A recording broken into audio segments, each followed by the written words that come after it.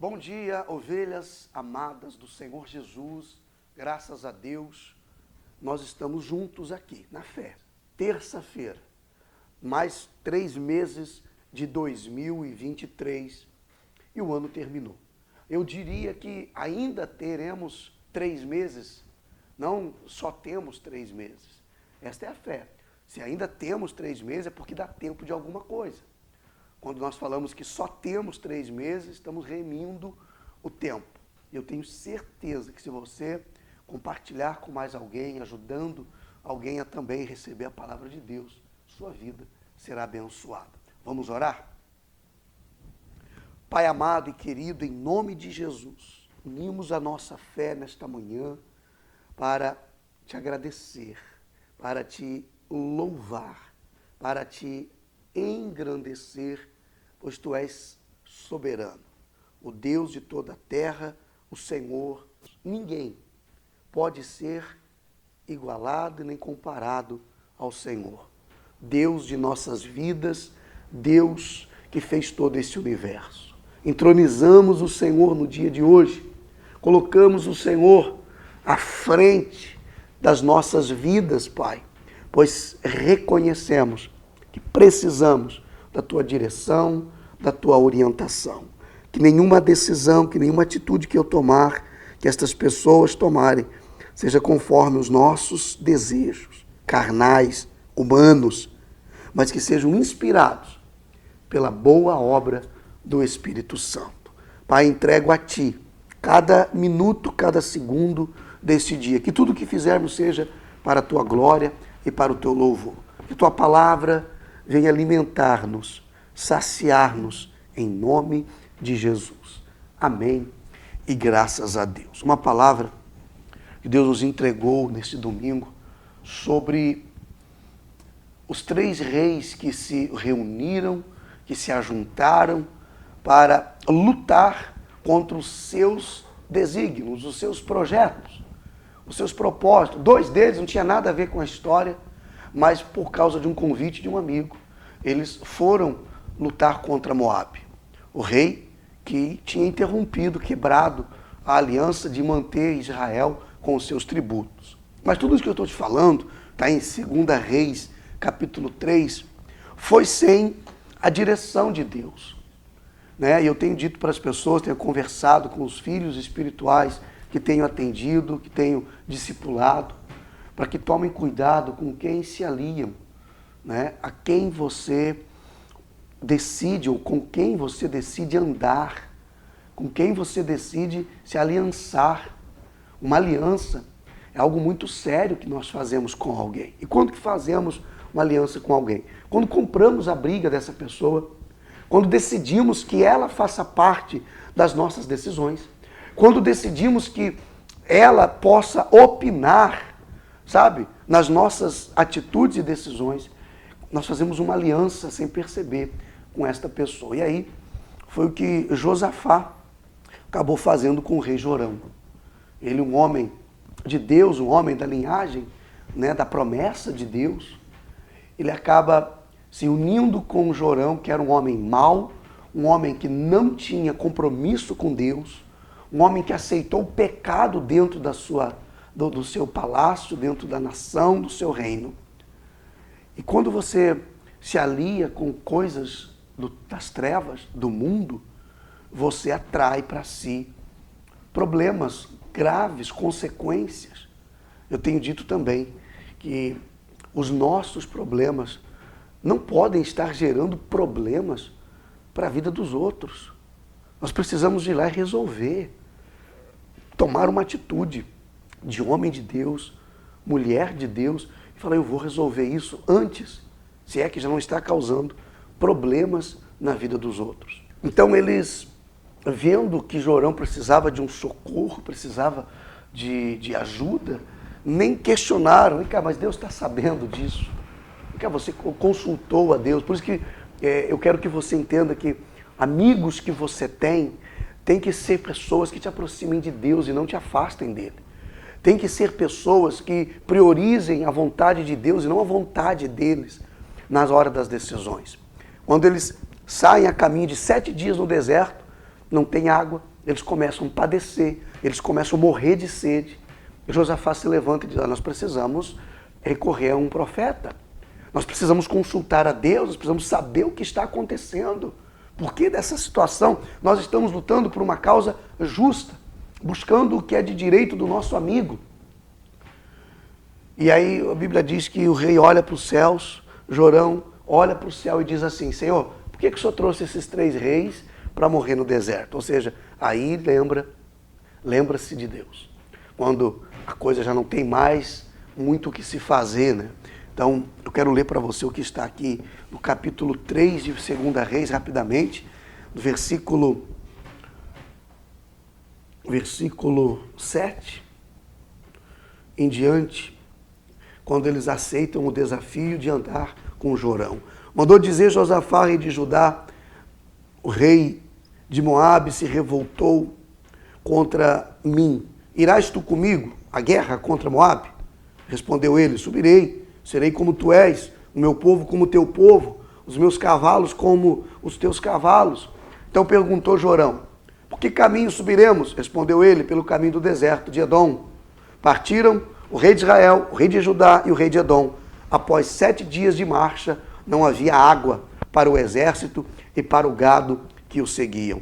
Então disse o rei de Israel, o Jorão, ai, o Senhor chamou esses 3 reis para os entregar nas mãos de Moabe. É os precipitados da vida. São aqueles que agem sem pensar, que envolvem seus amigos, seus familiares, todo mundo nos seus bel prazeres, sabe? E ainda colocam Deus no meio da confusão. Meu irmão, se você é um Jorão, ou você é um Jorão, ou você é um Josafá, né? O Jorão é aquele que envolve todo mundo com os seus problemas, que quer que todo mundo resolva seus problemas, que quer que todo mundo tenha tempo para ajudar ele a sair da crise. Ou é um Josafá, que é aquele que quer ajudar todo mundo, que é aquele que quer estender a mão para todo mundo, que é aquele que tem sempre aquela frase, conta comigo, tamo junto. Mas muitas vezes não tem deixado o Senhor da vida, o Deus da vida dela, guiar os seus passos. Eles vão para o deserto e agora que a fonte secou, as coisas estão cada dia mais difíceis. Eles têm que fazer o caminho de volta, ou eles têm que dobrar os seus joelhos e ali recorrer a Deus da maneira certa. Josafá pede um profeta, apresentam Eliseu, vão até a casa de Eliseu, 3 reis batendo na porta de Eliseu. Você imagina Eliseu tomando o cafezinho dele de manhã, Eliseu descansando lá, de repente chega 3 reis na porta dele e diz, olha, a gente precisa que você nos ajude. E eu vejo tanto acontecer, pessoas que se desgraçam, sabe? Elas tomam decisões precipitadas. E elas vêm até o profeta, elas vêm até o pastor, elas vêm, o que Deus quer de mim, pastor? Por que eu estou passando por isso? Por que o meu filho está assim? Por que o meu casamento acabou? Por que essa doença está impregnada na minha família? Por que a miséria se instaurou dentro da minha casa? O profeta respondeu, o que eu tenho com você? Vou atender vocês em respeito a Josafá, porque é um profeta, é um homem de Deus, um rei escolhido por Deus. Mas vocês vão ter que voltar para o deserto, ele diz. Disse Eliseu, verso 14, tão certo como vive o Senhor dos Exércitos, em cuja presença estou, se eu não respeitasse a presença de Josafá, que é o rei de Judá, não daria atenção, nem olharia para a sua cara. Ora, pois trazei um tangedor, tocai uma canção, e enquanto o tangedor tocava, veio o poder de Deus sobre Eliseu. E esse disse, assim diz o Senhor, fazei neste vale covas e covas, porque assim diz o Senhor, não sentireis vento, nem vereis chuva, todavia esse vale se encherá de tanta água, que as bebereis vós, o vosso gado e os vossos animais. Tem uma promessa de Deus sobre a tua vida, sobre a tua casa, e essa promessa, para ela se cumprir, uma decisão tem que ser tomada, algo tem que ser feito. Isso não vai acontecer por obra do acaso. Tem que se descer, tem que se assumir um compromisso com Deus. Eliseu se volta para eles e diz, olha, tudo bem, Eu acredito que ele ficou tão irado, tão nervoso, de ver que eles estavam procedendo de maneira totalmente errada. E não era qualquer rei, era o rei de Israel. Era aquele que governava sobre o povo escolhido.